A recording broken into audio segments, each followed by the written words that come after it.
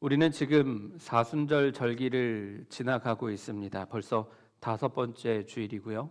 다음 주는 종려주일과 함께 고난주간이 시작됩니다.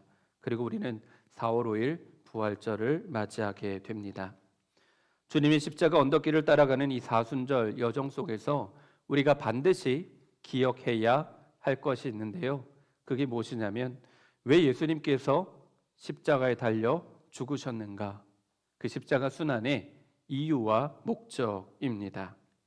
여러 가지 구원의 목적이 있죠. 하나님을 찬양하고 하나님의 자녀로 살아가게 하시기 위해서 우리를 위해 생명을 내어 주셨습니다. 또한 정말 중요한 목적이 있으니 예수님은 우리를 제자로 부르셨기 때문입니다. 우리를 먼저 제자로 삼아 주셨고 또 우리가 제자를 삼게 하시기 위해서 우리를 구원하시고 우리를 위해 생명을 내어주셨음을 믿으시기 바랍니다. 그래서 오늘은 예수님의 공생애가 처음 시작되던 고요한 아침 갈릴리 바닷가를 주목해 보고자 합니다. 오늘 본문은 예수님께서 갈릴리 바닷가를 지나가시다가 처음으로 제자를 삼으신 베드로, 안드레 그리고 야고보와 요한을 부르신 장면입니다. 당시 갈릴리 바다는 로마의 압제 아래서 하루하루 생계를 유지하기 위해서 발버둥 치던 서민들의 땀과 눈물이 스며 있는 삶의 치열한 현장이었습니다. 그런데 바로 그 평범하고도 고단한 삶의 일상의 한복판 가운데 하나님의 아들 예수님께서 찾아가셨습니다. 그리고 그들에게 이와 같이 말씀하십니다. 따라오너라. 내가 너희를 사람을 낚는 어부가 되게 하겠다. 이 한마디에 베드로와 안드레, 야고보와 요한은 그물을 버리고 심지어 아버지를 버리고 예수님을 따라 나섭니다. 이토록 놀라운 만남과 결단 속에는 사순절을 보내고 있는 저와 여러분을 향한, 우리를 향한 하나님 아버지의 마음이 잘 담겨 있습니다. 바라기는 오늘 본문 말씀을 함께 깊이 묵상하며 우리 삶의 낡은 그물이 무엇인지 깨닫고 그 그물을 내려놓고 예수님의 부르심을 따라 나서는 저와 여러분이 되시기를 간절히 축원합니다. 먼저 본문 16절을 보겠습니다. 우리 화면을 보면서 16절 말씀 함께 읽어보겠습니다. 시작. 예수께서 갈릴리 바닷가를 지나가시다가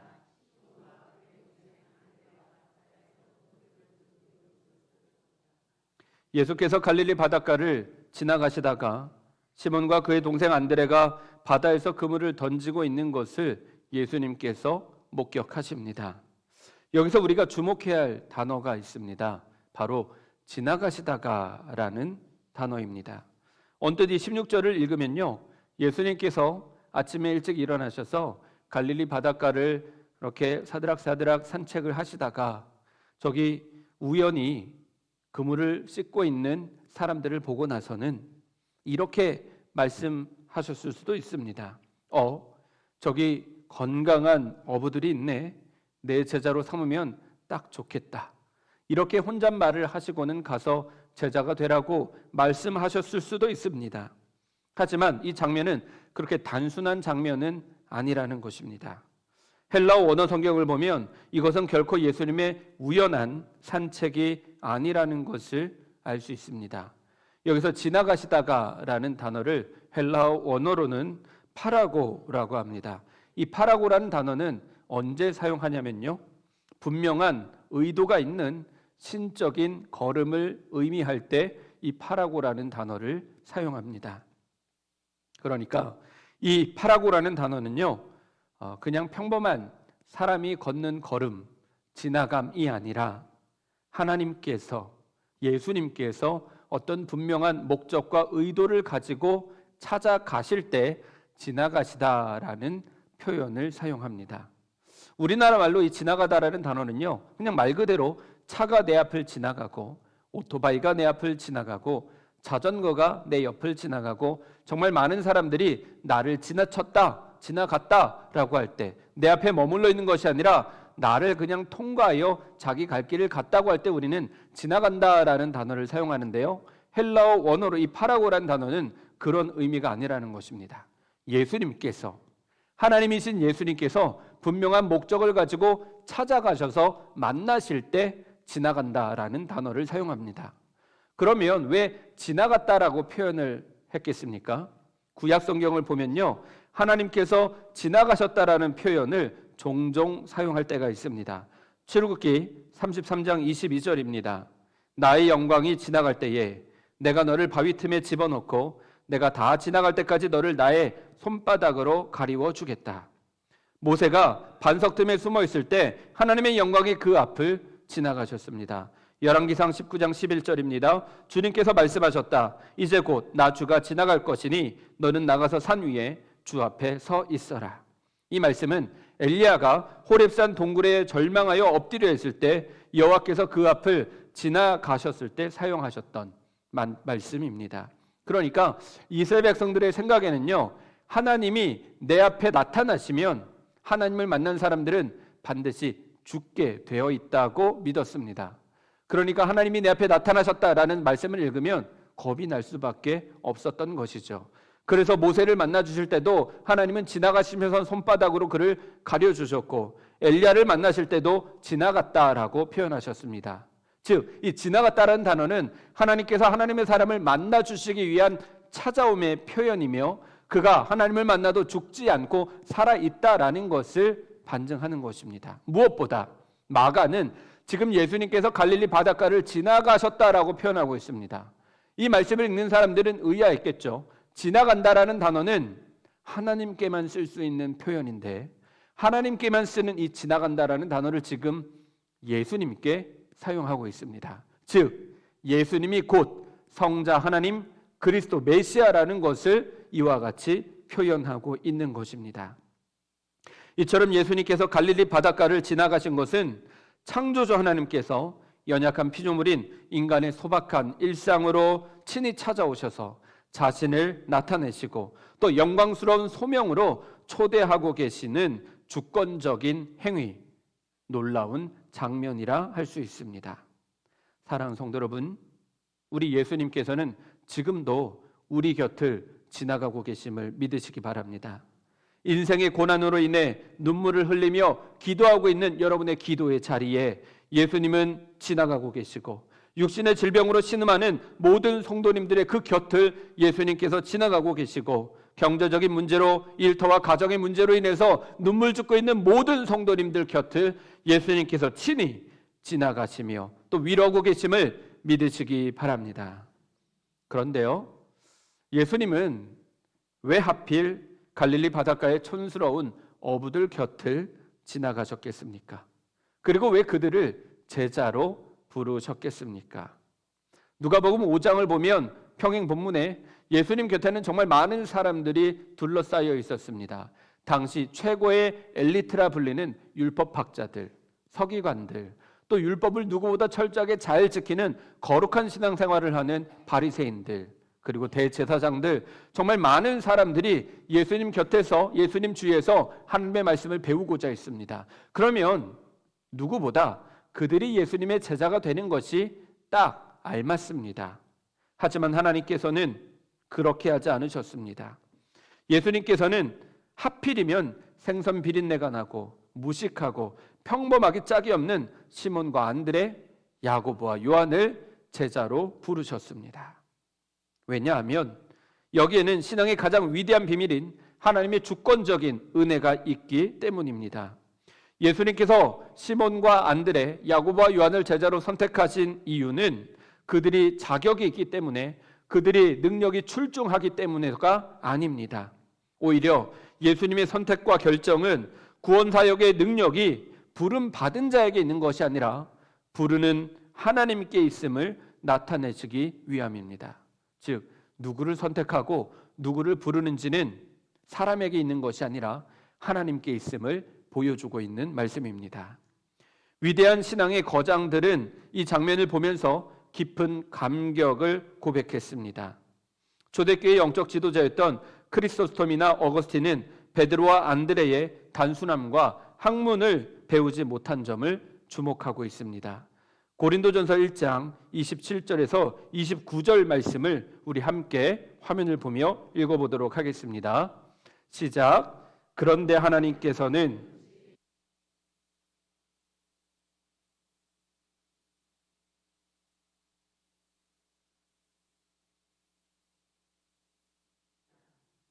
하나님께서는 세상에서 비천한 것들과 멸시받는 것들을 택하셨으니 곧 잘났다고 하는 것들을 없애시려고 아무것도 아닌 것들을 택하셨습니다. 이리하여 아무도 하나님 앞에서는 자랑하지 못하게 하시려는 것입니다. 아멘. 이 말씀을 보면 왜 예수님께서 지혜 있는 자들, 부와 권세가 있는 사람들을 제자로 부르기보다는 이렇게 가난하고 천하고 무식한 사람들을 부르셨는지 알 수 있습니다. 하나님은 스스로 지혜롭다고 하는 자들을 부끄럽게 하시려고 세상에 미련하고 천한 사람들을 택하셨습니다. 또한 교부들은 이들이 빈둥거리며 놀고 있을 때가 아니라 성실하게 그물을 던지고 손질하면서 일을 하고 있을 때 부르셨음을 강조하고 있습니다.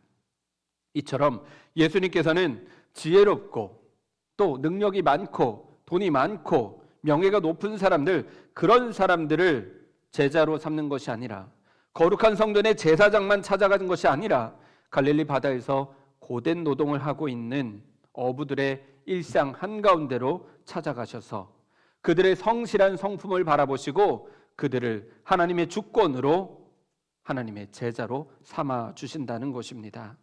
그렇기 때문에 우리도 주님의 제자로 부름받았다는 것을 기억하시고 주님이 왜 나를 부르셨는지, 나의 어떤 모습을 부르시고 선택하셨는지 잊지 않아야 할 것입니다. 무엇보다 우리가 주님의 자녀라는 것, 그리고 우리가 가진 것도 없고 능력도 없지만 친히 우리를 제자 삼아 주심은 우리를 통하여 하나님이 영광 받으시기 위함이라는 것을 기억하시기를 간절히 소망합니다.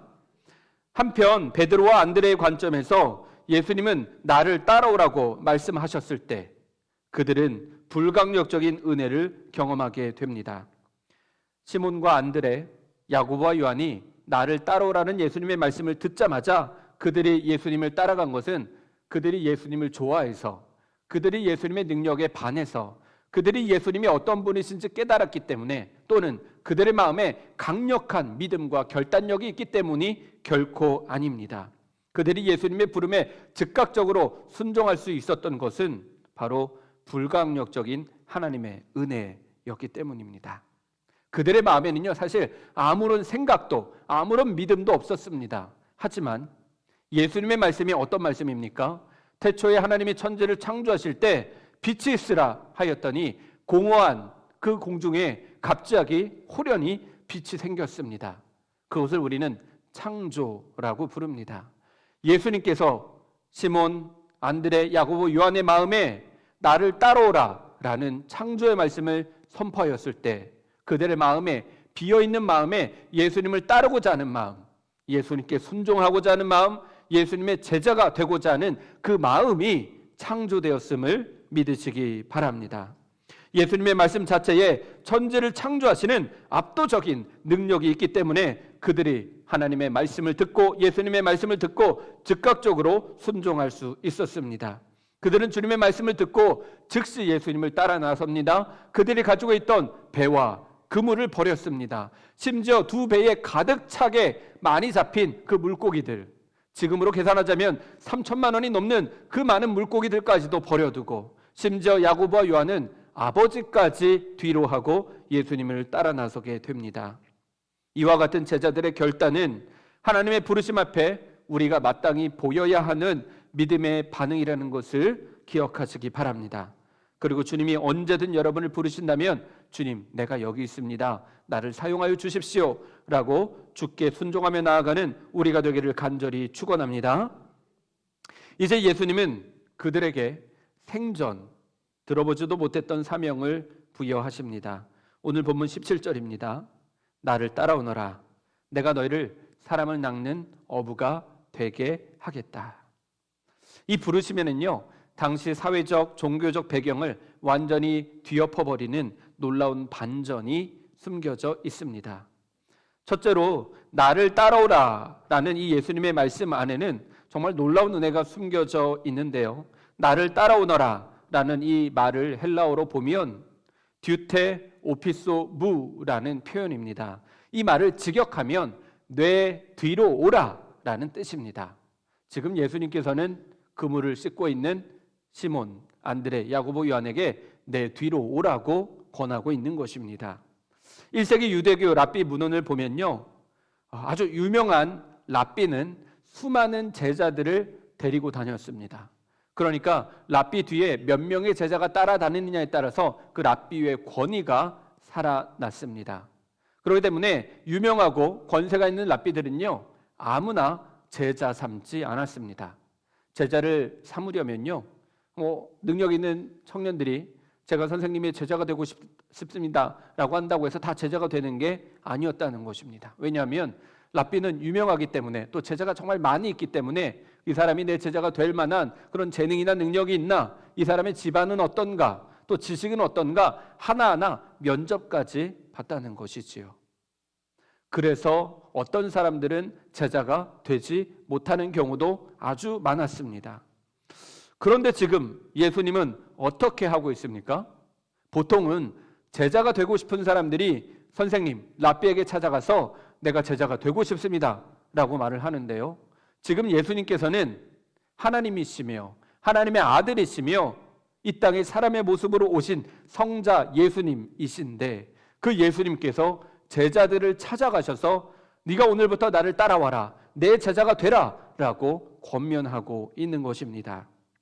스승의 권위에 절대적으로 복종하며 주인의 발자취를 따르라고 지금 명령하고 있는 것입니다. 본래는 사람이 스승에게 찾아가야 되는데 반대로 예수님이 찾아와서 제자 삼아 주신 것입니다. 정말 놀라운 장면 아닙니까?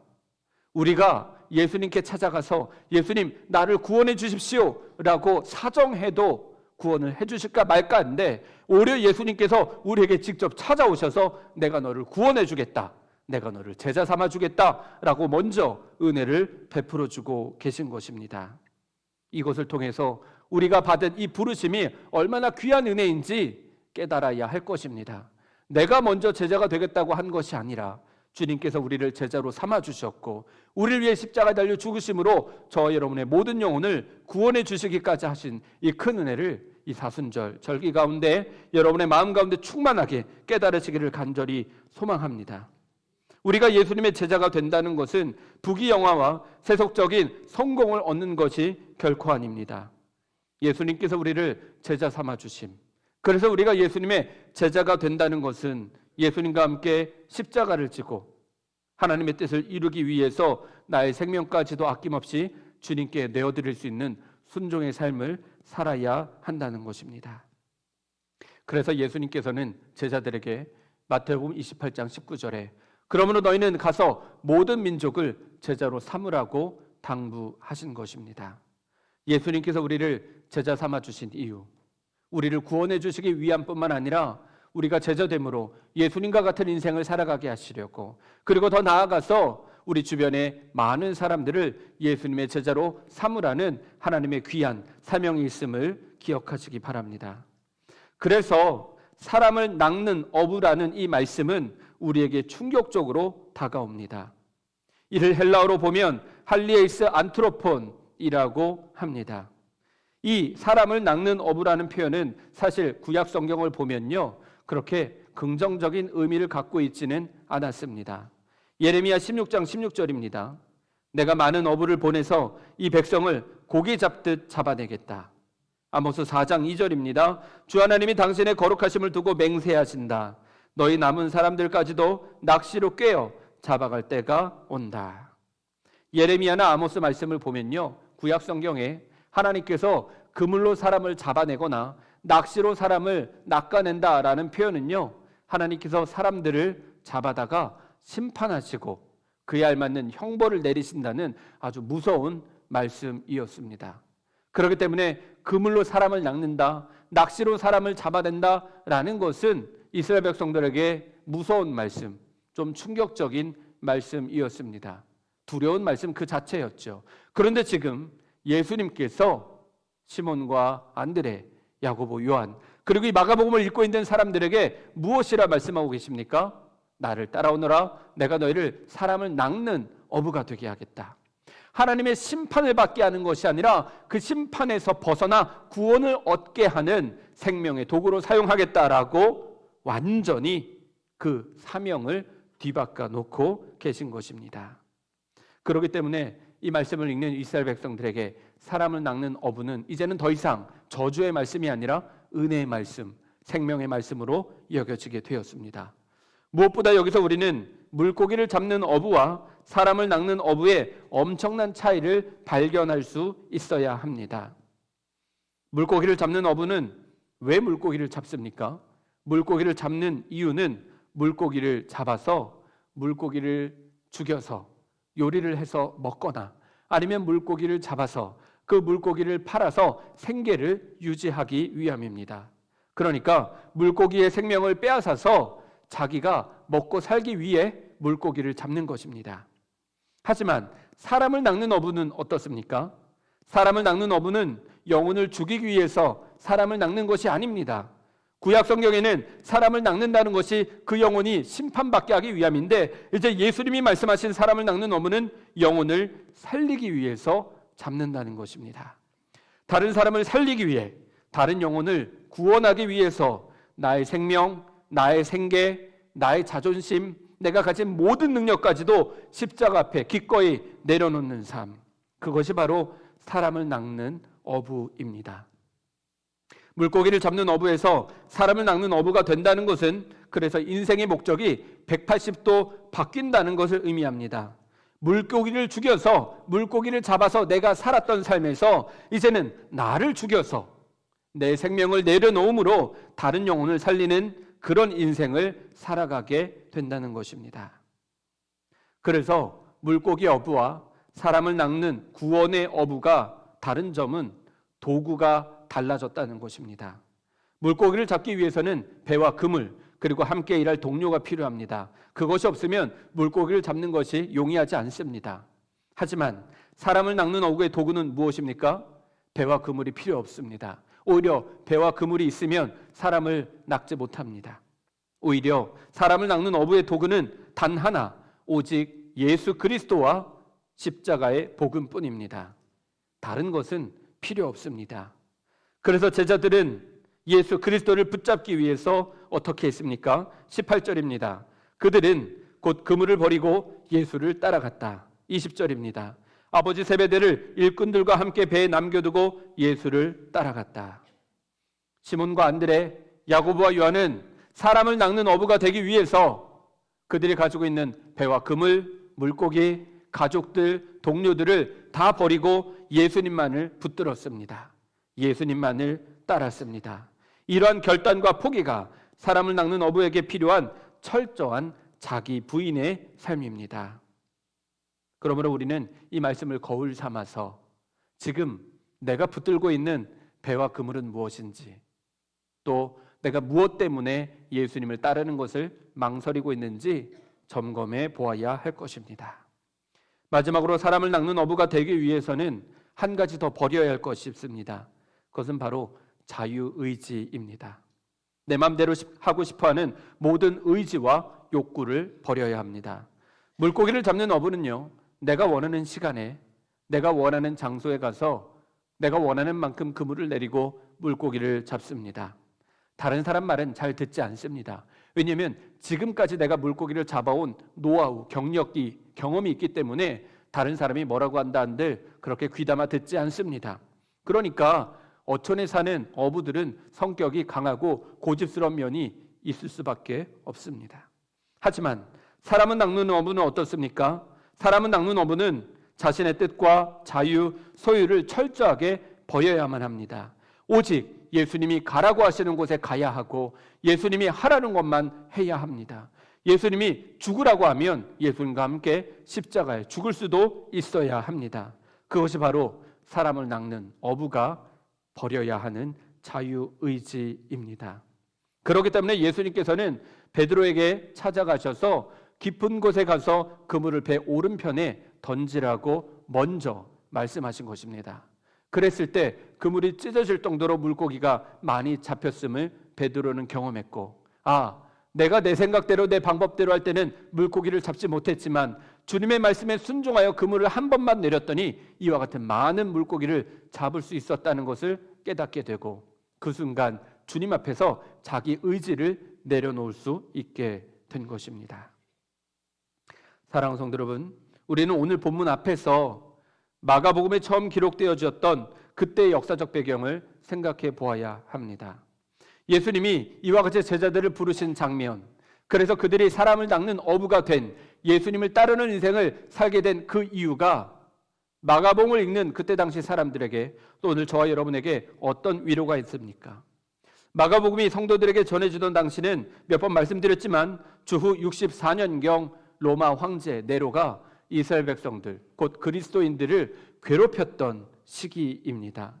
얼마나 끔찍하게 박해를 했던지 그들이 예수님을 믿는다는 이유 하나만으로 짐승의 밥이 되었고 장대에 매달려 불태워 죽임당하기도 했습니다.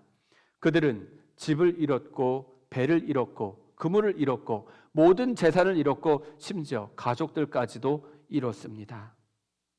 절망과 두려움에 떨며 그들은 지하 무덤 더 깊은 곳으로 내려가서 숨죽이며 인생을 절망해야만 했습니다. 하지만 마가복음의 이 첫 장면이 그들을 만났을 때 얼마나 큰 위로가 되었겠습니까? 마가는 핍박받는 성도들에게 이렇게 외치고 있는 것입니다. 사랑하는 형제자매 여러분, 우리가 예수를 믿기 위해 배와 그물을 빼앗기고 집을 빼앗기고 모든 재산을 잃고 가족마저 잃어버린 이 고통스러운 사실은 결코 실패나 저주가 아닙니다. 보십시오. 우리의 위대한 신앙의 선배들인 베드로와 안드레, 야고보와 요한도 바로 이 모든 것을 버리고 주님을 따랐습니다. 여러분이 겪는 상실은 여러분이 진짜 예수의 제자라는 영광스러운 증거입니다. 여러분은 지금 사람을 낚는 가장 위대한 소명의 길을 걷고 있는 것입니다. 제자들이 안락한 집을 떠나서 험난한 십자가의 길로 예수님을 따라 나섰듯이 지금 박해 가운데 고난 가운데 있는 로마 성도들의 그 눈물의 현장에 예수님이 친히 찾아오셔서 그들과 함께 걷고 있음을, 그들이 빼앗긴 것이 아니라 그들이 주님의 뜻에 따라 내려놓은 것임을 위로하며 지금 그들은 예수님의 제자의 삶을 살아가고 있다라는 것을 전하고 있는 것입니다. 혹시 여러분의 인생 가운데 말로 할 수 없을 정도로 고통스럽고 어려운 일을 겪고 계신 분들이 계십니까? 그렇다면 지금 주님께서 여러분과 함께 하고 계심을, 그리고 그 고통 가운데 우리가 다른 삶이 아니라 제자의 삶을 살고 있음을 기억하시기 바랍니다. 그리고 주님께서 여러분을 친히 위로하시며 여러분의 손해와 여러분의 고통과 아픔과 여러분의 상실을 다른 놀라운 것들로 충만하게 채워주신다는 것도 굳게 믿으시기 바랍니다. 왜냐하면 우리는 제자 이전에 하나님의 자녀요, 하나님의 부름을 받은 하나님의 백성들이기 때문입니다. 사랑하는 성도 여러분, 주님께서 여러분을 제자로 삼아 주셨습니다. 그리고 주님께서 친히 동행하여 주십니다. 우리를 앞세워 걸으시는 것이 아니라 우리를 앞장서서 우리와 함께 동행하고 계시며 우리를 제자의 삶으로 은혜로 인도하고 계시다는 것을 절대로 잊지 마시기 바랍니다. 마지막으로 한 사람을 소개하고 말씀을 마치려고 합니다. 혹시 짐 엘리엇이라는 이름을 들어보셨습니까? 이분은 1956년에 미국 휘튼 대학을 수석으로 졸업했고 성공의 문이 활짝 열린 장래가 촉망한 미국의 청년이었습니다. 그는 미국 땅에서 얼마든지 세상에 배와 그물을 쥐고 화려하고 성공적인 부유한 삶을 살 수 있었습니다. 하지만 그는 일찍이 예수님께 약속하기를 예수님의 부르심을 따라 에콰도르에 가서 복음을 전하겠노라고 서원하였었습니다. 그래서 그는 에콰도르의 아우카 부족을 찾아가서 복음을 전하게 됩니다. 준비한 영상을 보겠습니다.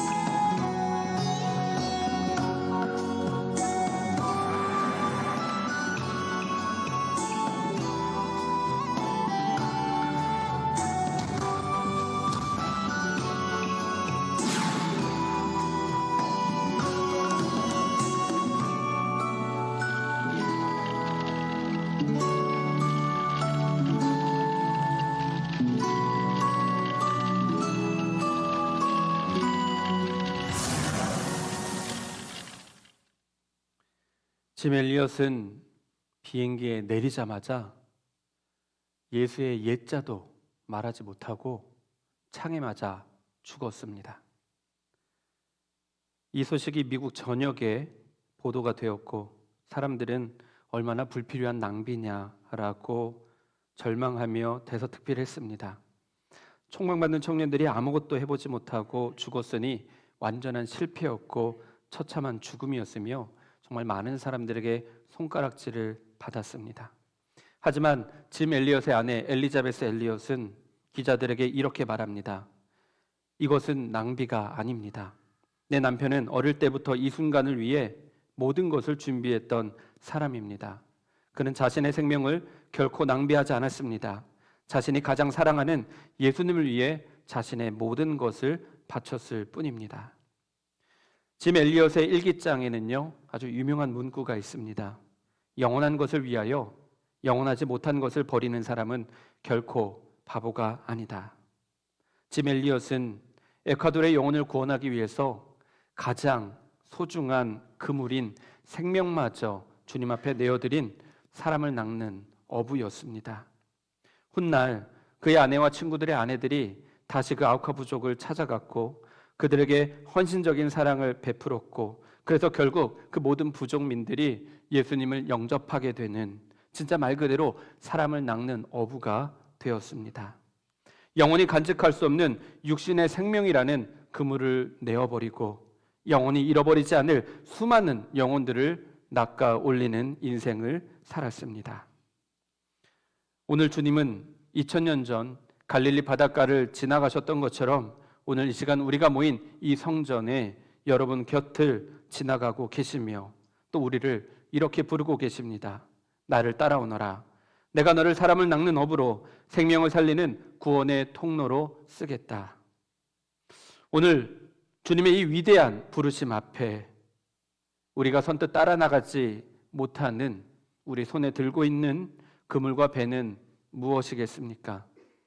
때로는 자존심일 수도 있습니다. 때로는 세상의 재물이나 즐거움일지도 모르겠습니다. 어쩌면 나의 고집, 나의 방식일지도 모르겠습니다. 혹은 걱정과 근심과 염려가 주님의 제자가 되는 것을 가로막을 수도 있습니다. 하지만 주님께서는 우리에게 나를 따라오라 말씀하십니다.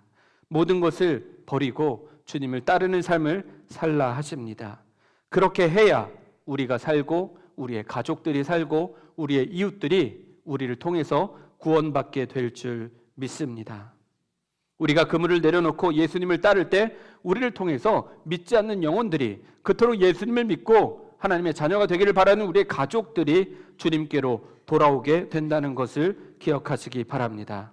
그래서 우리의 일상에 찾아오셔서 예수님을 따라오라고 말씀하시는 주님의 은혜의 부르심 앞에 이렇게 대답했으면 좋겠습니다. 주님, 제가 여기 있습니다.